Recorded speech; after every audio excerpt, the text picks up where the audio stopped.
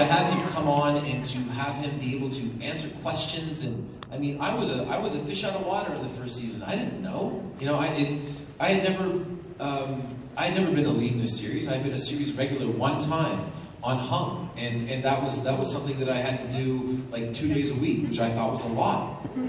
So to be able to ask John questions and to see the way that he handles himself, his level of preparedness, his professionalism, he's a person for me to emulate every single day. So from that standpoint, I'm incredibly lucky. Now let's get to him.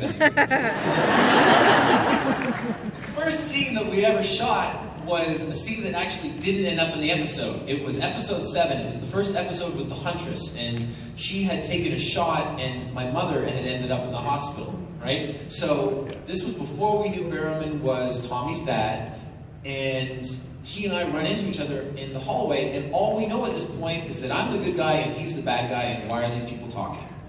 And the scene ended up getting cut because they didn't want us to meet until a couple of episodes later.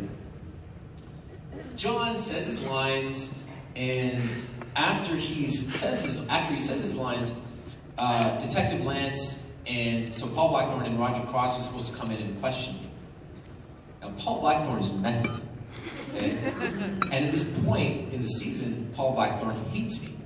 So whenever we would do a scene, I would always hear him yelling swear words about Oliver Queen in the hallway before he walked in, and really loud. And it would make me giggle, which was awkward.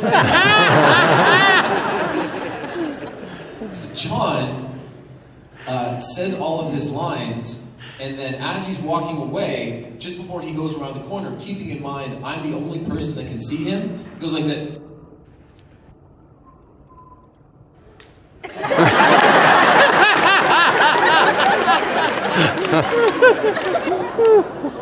And I start laughing. And Paul Blackthorne looks at me and goes, "What the hell is your problem?"